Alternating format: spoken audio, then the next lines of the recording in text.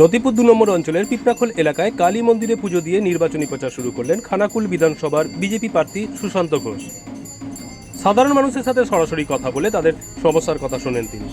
পাশাপাশি আগামী ৫ বছর তাদের পাশে থাকার প্রতিশ্রুতি দিয়ে আশ্বস্ত করেন এলাকাবাসীকে। প্রচারে ভিড়, জনসমাগম ঘিরে এখন একটাই প্রশ্ন, আগামী দিনে খানাকুল কি সুশান্ত ঘোষের ওপরই ভরসা রাখবে? দেখুন বাংলা লাইভ, বাংলার খবর, বাঙালির খবর।